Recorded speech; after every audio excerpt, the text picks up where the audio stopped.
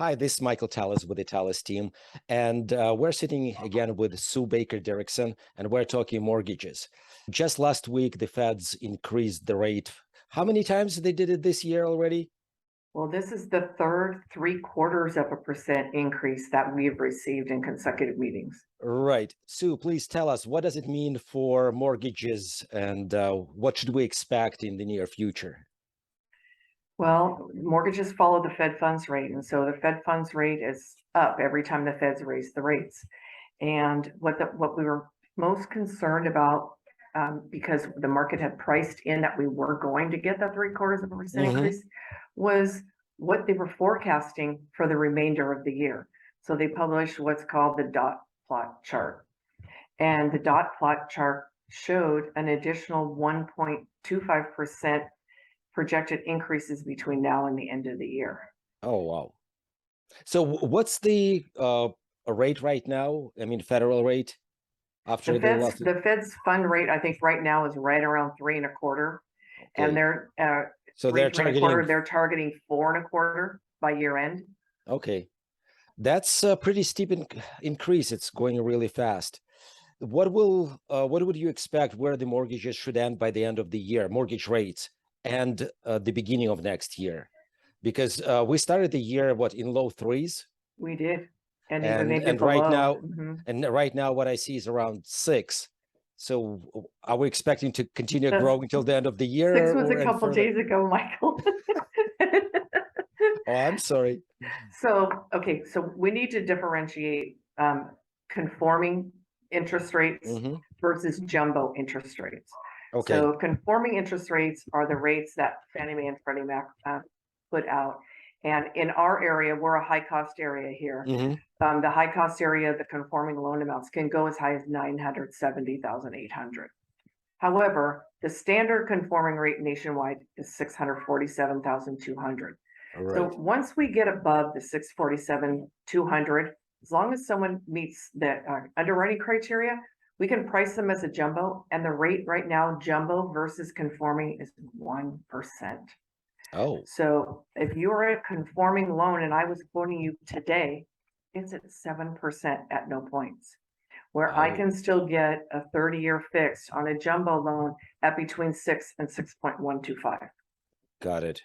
So basically, the more money you borrow, the better it is from rates point of view. Yes, exactly. It's just that when we do jumbo loans, two things come into play. They have stricter credit score requirements, and they have stricter cash reserve requirements. Got it. And from point of view of 30-year fixed versus 7-year fixed or something like that, what is the gap in the rate? The gap is smaller than we've seen probably ever since I've been in the business. And that's because we're in a situation where we have what's called an inverted yield curve. The short-term interest rates are higher than the long-term interest rates. So it makes it very difficult to price those shorter-term loan programs, where we were used to seeing the spread on those programs somewhere between 0.5% and sometimes 1%. Right now, the spread is 0.25%. But if you're borrowing, let's say, $1 million or $1.5 million, what is the difference in monthly payment? How meaningful that would be? Well, so a lot depends on the loan size, right? But I'm talking about loans somewhere between $1 million and $1.5 million. That so 0.25% in rate is probably sometimes around $500 a month. Got it. Right. Got it. So it is substantial when you look at it that way. Right. Yeah, no, that's why I'm asking, because a lot of people, when I talk to my clients, I always say, like, don't look at the price, look at your monthly payment. Can you afford the monthly payment and have vacations and maintain your lifestyle? That's the other thing we're starting to talk to our clients about too, is even though it's only 0.25% difference in rate, we really feel like a year or so from now, if we head into a recession like a lot of economists are predicting, we should see lower interest rates and people would have an opportunity to refinance. Got it. So does it really make sense to commit to that rate when in all reality, you probably will have the loan fairly short term? Got it. What I hear that is still better to get a 7 or 5 year fixed, because the expectations are that you can refi in pretty near future. Correct. Just the one thing to keep in mind when we talk about 5-year or 7-year fix, there's a difference in how lenders qualify someone. It's more difficult to qualify for a 5-year ARM than it is a 7-year ARM. And Okay, that's because guidelines allow us on a 7-year ARM to qualify someone at that 7-year rate. On a 5-year ARM, we have to qualify them at 2% above the starting rate. So it got it. makes it more difficult to qualify. So sounds like 7-year ARM is the best That's the option sweet spot. Got it. So the interest rates, do you expect them to stay relatively flat till the end of the year? How about early 2023?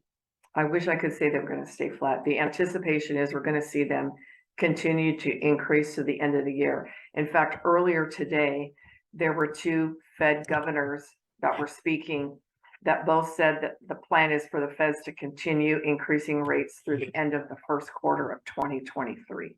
Oh, So well, how much that will be, I don't know, but and we still need to get a kind of an official word about the recession, and because there isn't one right now. well, some people are saying like first, second quarter, we were already 2 consecutive quarters of falling GDP. Some people already call it a recession, but Well, that's it's not an the official. definition, but it hasn't been called. And Right. that's the only difference. Yeah, my understanding is that they always call it in kind of a rear view mirror Correct. after the fact. Mm-hmm. If I'm a buyer today, what I have to be aware of when I'm putting an offer together? Well, I think at this point in time, we have to have the mindset that we're not going to probably have these loans long term. And so sometimes don't only look at just the rate, but the cost. Because if you're going to consider paying points on a loan in order to get a lower interest rate, you've got to hold on to that home long enough to recoup the cost of that initial expense. And if you're going to be refinancing probably in less than 3 years, that won't be money well spent. Got it. Now, we are seeing in some cases, when we have properties that are having a more difficult time selling, sellers are offering to pay points. Now, that's a different situation, right? Now it's not the buyer's money, but it depends where you are. Some markets are still very hot, where others are starting to see a little bit of a slowdown. All right. Do you need to get a new pre-approval letter before you get an offer submitted? I recommended today when I was talking to some of my clients that if my realtor clients, if the pre-approval letter they have is more than 1 week old, you need it to be updated because that's how much rates have gone up recently. Well, one thing that you mentioned at our office meeting that you recommend to lock the rate down as soon as possible. Right. Well, we're not able to lock the rate down until someone has an offer that's been accepted. But because the forecast is for rates to continue to rise, it's very risky, I think, in this marketplace to do what we call float, meaning that you don't lock the rate until you're forced to, which means you've got to be forced to lock the rate probably within 10 days of closing so that we can get all the necessary disclosures. But there's no forecast for lower rates at this moment. So it doesn't mean we won't take a breather sometime. But what I hear, as soon as you get your contract accepted, talk to your lender to make sure that you're locking the rate. Yes. If the environment is like today. And I would say if I'm a buyer right now and I'm getting ready to make an offer, I want to get a hold of my lender and ask them to give me an updated printout so I can see what the effect has been on my monthly payment. Because quite often they may still qualify fine.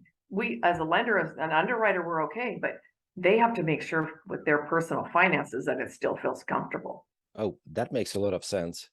So let's go to the other side. If I'm a seller, what should I look for in the pre-qualification of the buyer? Anything you need specific? A very current pre-approval letter from a reputable lender, from someone that you know.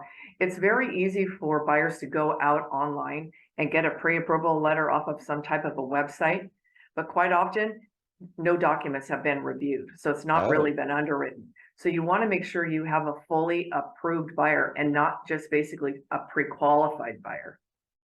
Got it. So Sue, if somebody wants to get in touch with you, what will be the best way to do that? They can reach me via my email. They can reach me via phone, text. I work when realtors work, which is pretty much 24/7. So I'm easily accessible, and I think you can share all my contact information, right, Yeah, Michael? I will put it in the description. And one more thing I wanted to say, that almost weekly I'm getting an email from Sue saying that I'm available this weekend. So don't hesitate to call her on weekends and evenings, because that's when most people have time to work on personal projects outside of their Exactly. work time. Mhm. Well, thank you so much, Sue. I It really was great appreciate your talking with time. you again, Michael. Have a good day. Thank you. Thank you. Bye-bye.